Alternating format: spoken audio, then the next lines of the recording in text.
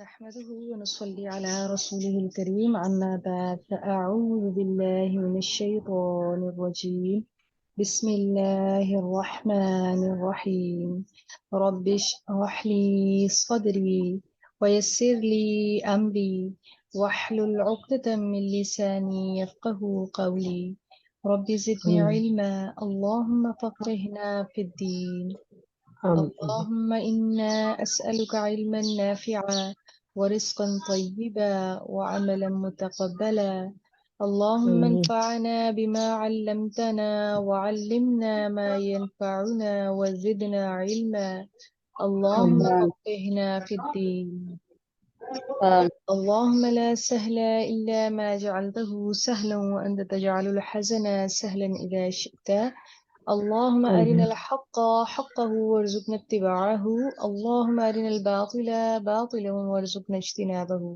ربي يسر آمين ولا تعسر وتمم بالخير آمين يا رب العالمين الحمد لله والصلاة والسلام على رسول الله صلى الله عليه وآله وسلم السلام عليكم ورحمة الله وبركاته وعلیکم السلام ورحمۃ اللہ وبرکاتہ۔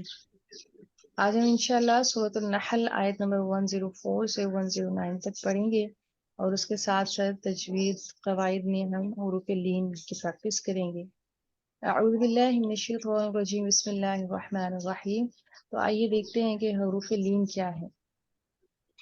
حروف لین کا جو اصل میں مطلب ہے وہ ہے نرمی سے ادا کرنا، نرمی سے پڑھنا۔ لین نرم کو کہتے ہیں۔ حروف لین سے مراد وہ حروف ہیں جنہیں نرمی سے پڑھا جاتا ہے، اور حروف لین دو ہیں، ایک واو اور دوسرا یا۔ جزم والے واو سے پہلے حرف پر اگر زبر ہو تو ایسے واو کو واو لین کہتے ہیں، اور اگر جزم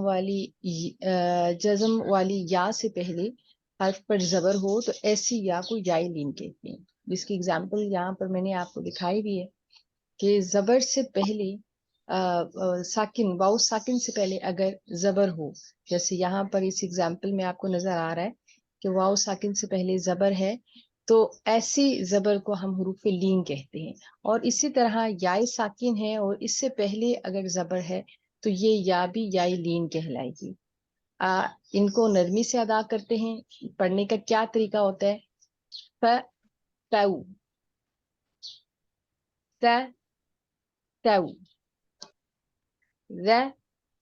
ذو اس کو مجہول طریقے سے بھی پڑھتے ہیں، لیکن اس سے بچیے، مجہول طریقے سے نہیں پڑھنا ہے اس کو۔ فئی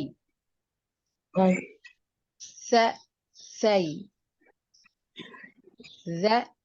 زئی، ٹھیک ہے۔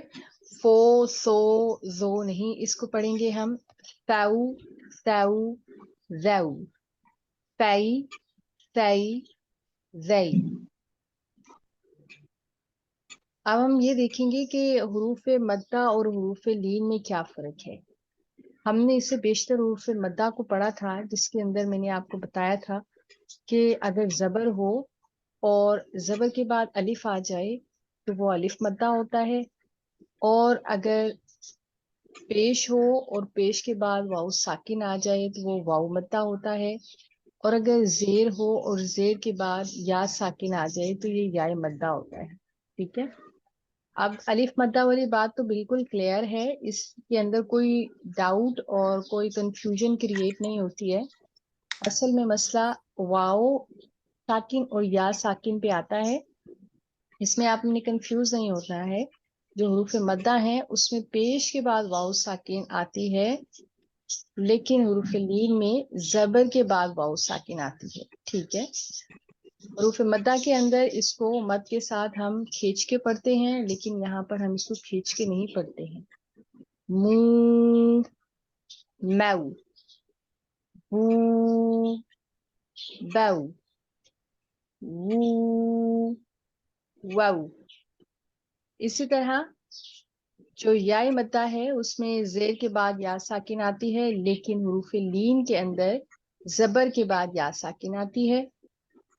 کنفیوز نہیں ہونا ہے، यहाँ पर भी याय मद्दा को हम खींच के पढ़ते हैं, लेकिन हरूफ लीन में याय लीन को हम खींच के नहीं पढ़ते हैं। मी मई, बी बई, वी वई। तिलावत का आगाज करते हैं। अऊज़ु बिल्लाहि मिनश शैतानिर रजीम। अऊज़ु أعوذ बिल्लाहि بالله मिनश من शैतानिर الشيطان रजीम। أعوذ بالله من الشيطان الرجيم. أعوذ بالله من الشيطان الرجيم. بسم الله الرحمن الرحيم. بسم الله الرحمن الرحيم. بسم الله الرحمن الرحيم. بسم الله الرحمن الرحيم. إنما إن الذين إن الذين إن الذين إن الذين لا يؤمنون لا يؤمنون بآيات الله بآيات الله بآيات الله بآيات الله لا يهديهم الله لا يهديهم الله لا يهديهم الله لا يهديهم الله ولهم عذاب أليم. ولهم عذاب أليم. ولهم عذاب أليم. ولهم عذاب أليم. إن الذين لا يؤمنون بآيات الله لا يهديهم الله ولهم عذاب أليم. إن الذين لا يؤمنون بآيات الله لا يهديهم الله ولهم عذاب أليم. ये अलीम नहीं है, अलीम है। हमजा की प्रोनाउंसिएशन को करेक्ट कीजिए। इन्नल्लज़ीना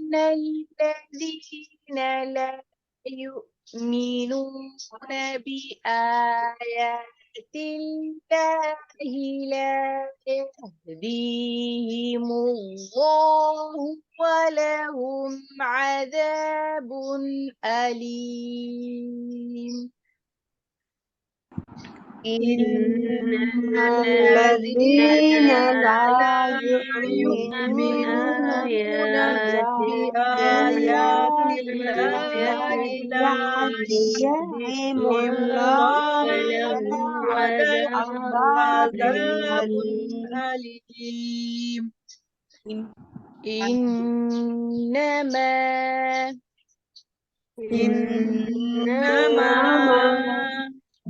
يفتري يفتري يفتري يفتري كذب الذين كذب الذين दाल की अदायगी को दुरुस्त रखिएगा।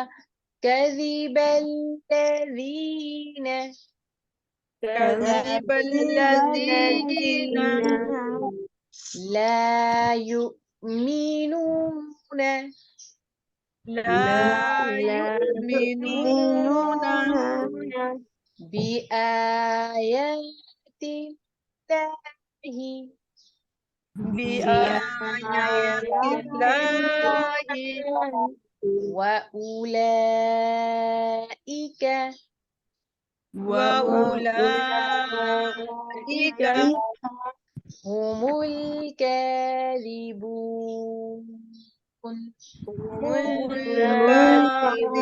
الكاذبون هم الكاذبون هم الكاذبون إنما يفتري الكذب الذين لا يؤمنون بآيات الله إنما يفتري الكذب الذين لا يؤمنون بآيات الله إنما يفتري الكذب الذين لا يؤمنون بآيات الله إنما يفتري الكذب الذين لا يؤمنون بآيات الله وأولئك هم الكاذبون وأولئك هم الكاذبون وأولئك هم الكاذبون وأولئك هم الكاذبون من كفر من كفر من كفر بالله من بعد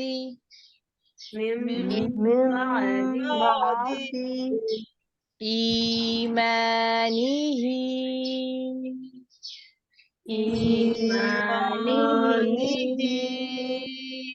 إلا من أكره من أكره وقلبه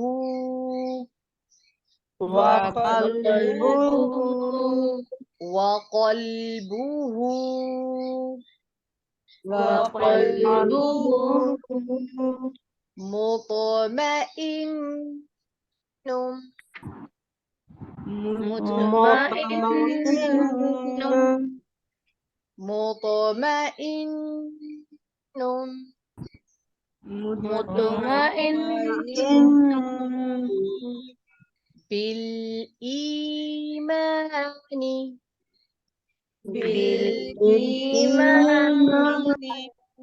بالإيمان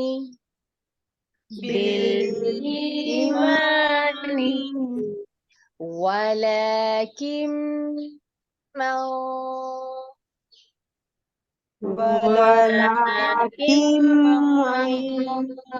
ولكن ولكن من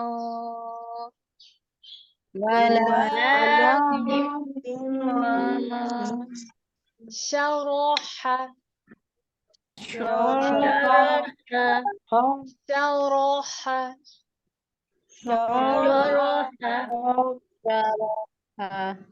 शरह नहीं है, रा को पुर करेंगे और हा को शार्प करेंगे। शरह बिलकुफ्री बिलकुफ्री صدرا فعليهم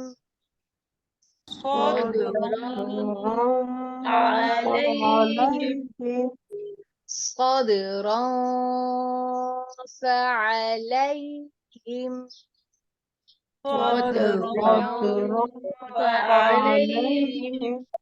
फ़अलैहिम में आप देखिए आज हमने पढ़ा था हुरूफ लीन और उसकी क्या पहचान और सिंबल्स हमने पढ़े थे। यानी या साकिन से पहले अगर जबर आ जाए तो वो हुरूफ लीन है, उनको हम नरमी के साथ अदा करते हैं। यहाँ पर हम उसकी प्रैक्टिस करेंगे। सदरा फ़अलैहिम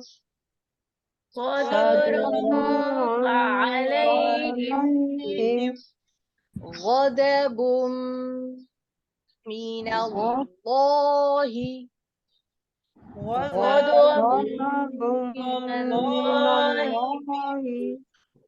गदबुम मिनल्लाहि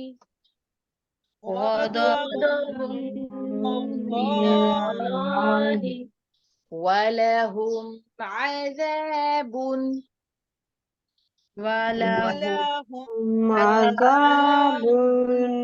वलहुम अज़ाबुन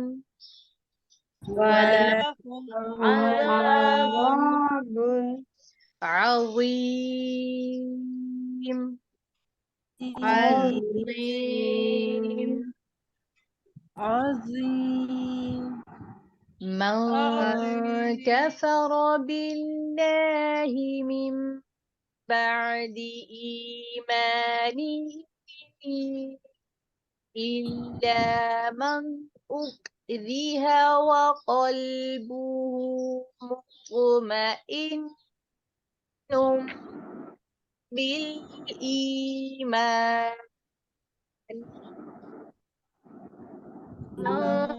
من كفر بالله بعد إيمانه إلا من أكره وقلبه مطمئن بالإيمان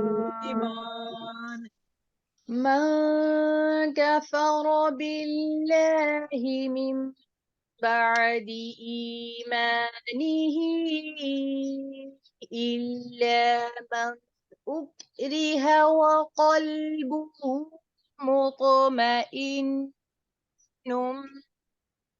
بالإيمان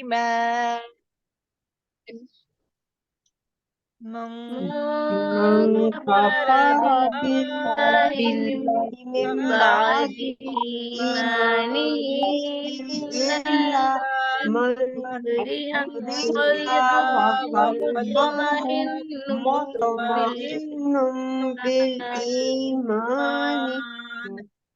بالإيمان بالإيمان ولكن من شرح بالكفر صدرا فعليهم غضب من الله ولهم عذاب عظيم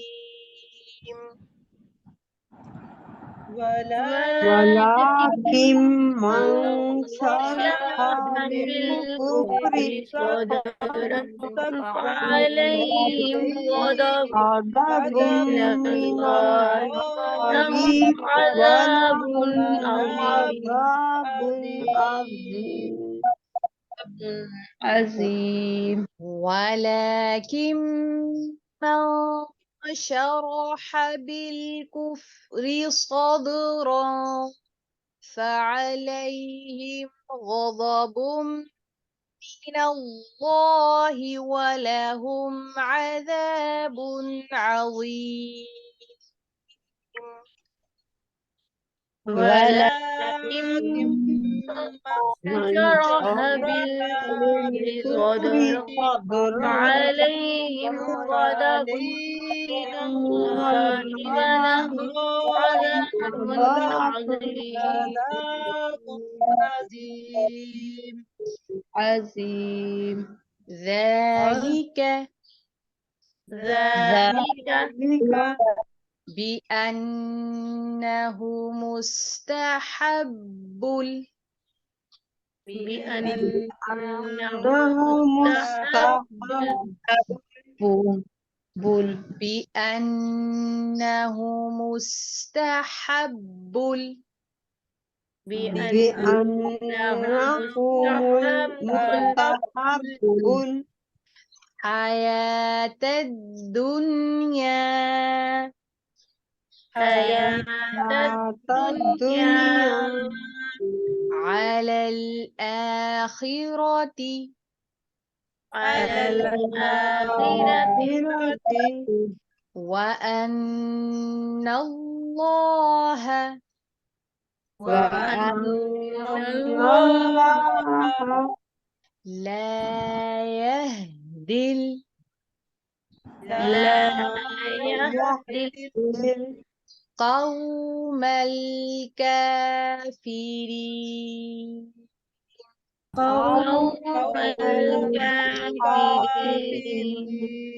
यहाँ पर देखिए आज हमने जो हरूफ लीन पढ़ा उसमें वाउ लीन की मिसाल यहाँ पे मौजूद है, यानी कि जबर के बाद अगर वाउ साकिन आ जाए तो वो वाउ लीन कहलाता है और उसको नरमी से अदा करते हैं। पढ़ने का तरीका क्या होगा? कौमल काफिरीन قوم الكافرين ذلك بأنه مستحب الحياة الدنيا على الآخرة وأن الله لا يهدي القوم الكافرين. ذلك بأنه مستحب الحياة الدنيا على الآخرة وأن الله لا يهدي القوم الكافرين أولئك الذين أولئك الذين طبع الله طبع الله طبع الله طبع الله على قلوبهم على قلوبهم وسمعهم وسمعهم وسمعهم وسمعهم وأبصارهم وأبصارهم وأبصارهم وأبصارهم وأولئك وأولئك هم الغافلون.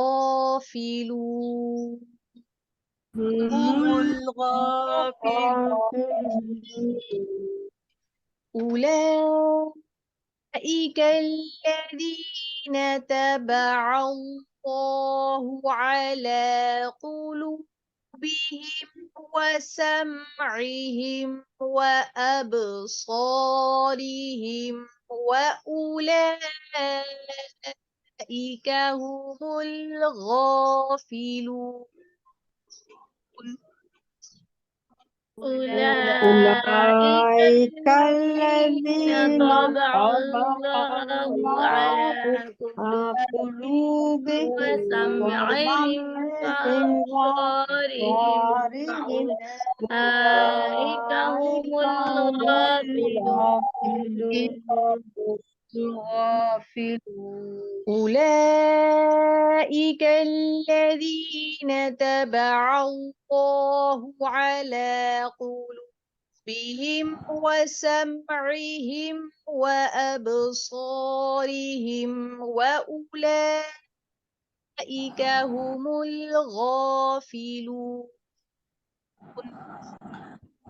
أولئك الذين طبع الله على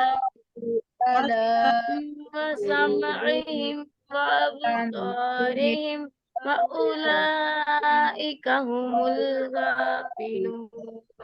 لا جرم لا لا جرم جرم جی را کو پور کر کے پڑھیں گے. لا جرم لا لا جرم جرم أنهم أنهم في الآخرة في الآخرة هم الخاسرون. هم الخاسرون. لا جرم أنهم في الآخرة هم الخاسرون. لا جرم أنهم في الآخرة هم الخاسرون.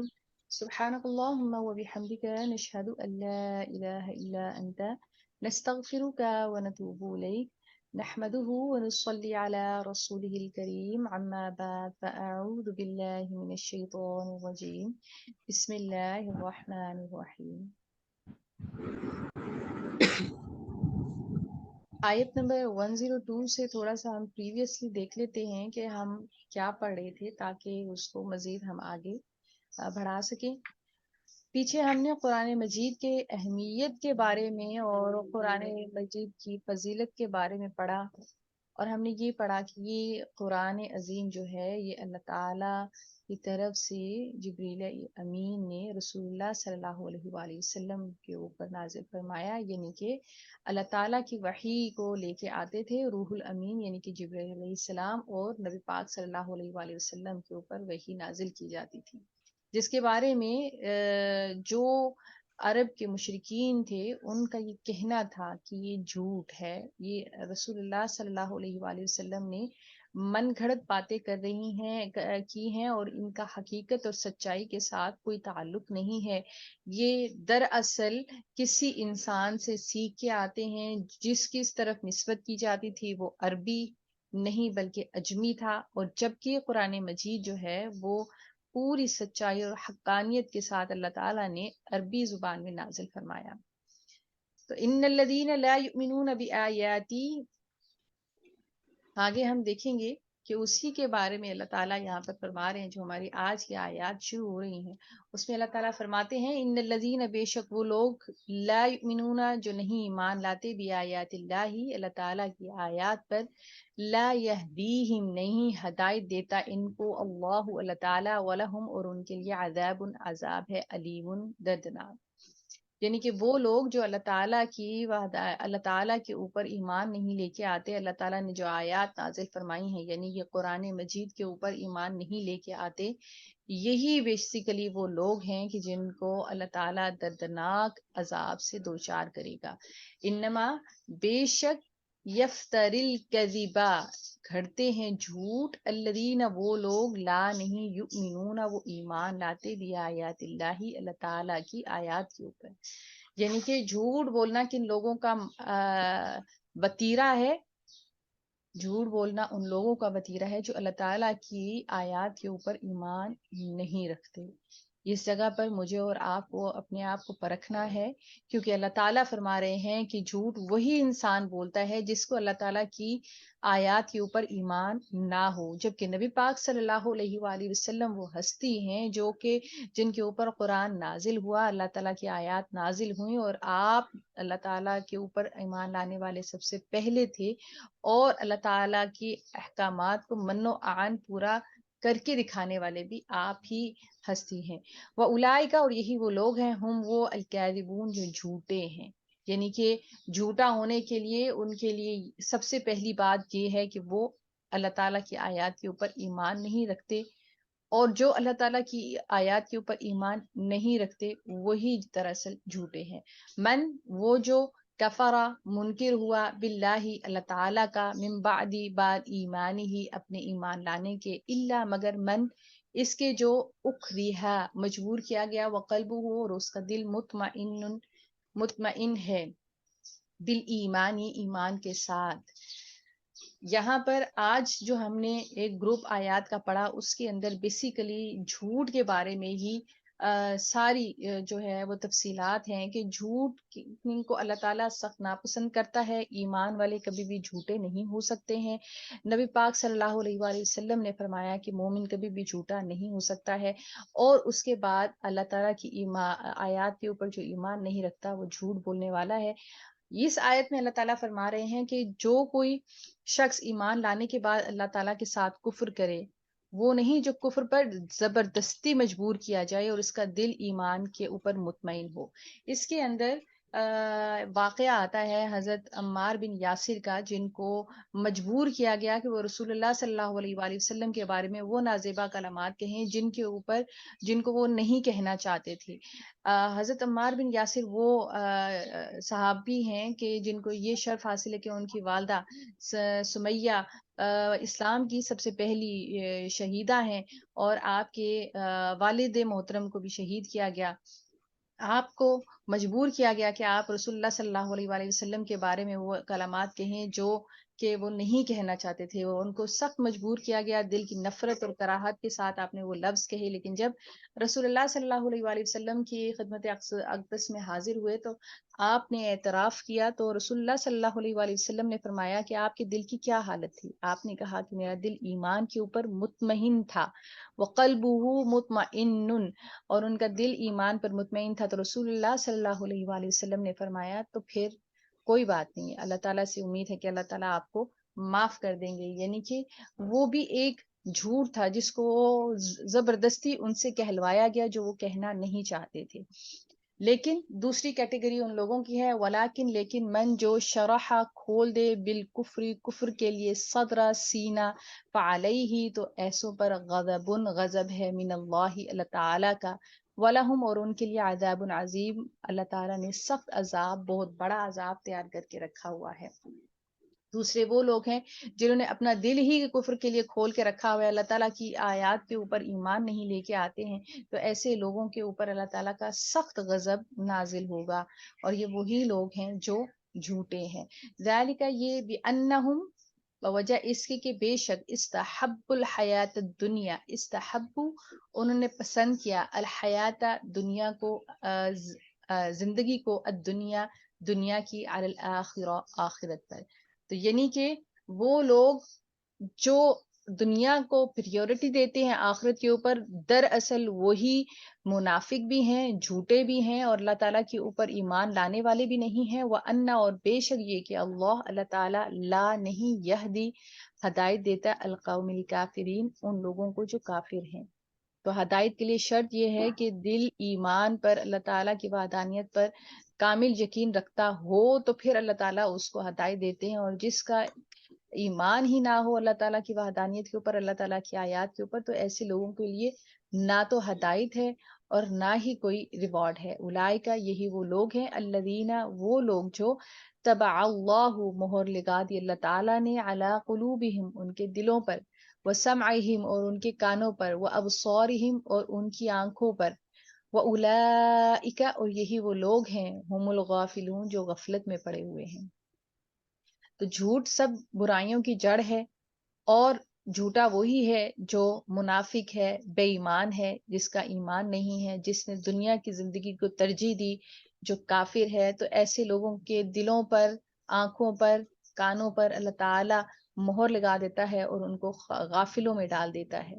لا جرم نہیں کوئی شک انہم بے شک وہ فی میں الآخرتی آخرت میں ہم الخاسرون خسارہ پانے والوں میں سے ہوں گے. تو ایسے لوگوں کا انجام کیا ہے کہ ان کے مقدر میں اللہ تعالیٰ نے آخرت میں خسارہ لکھا ہوا ہے. اور خسارہ کیا ہے؟ وہ جو جنت سے محروم کر دیا گیا اور جس کو دوزخ میں ڈال دیا گیا، بے شک وہی خسارہ پانے والے لوگ ہیں.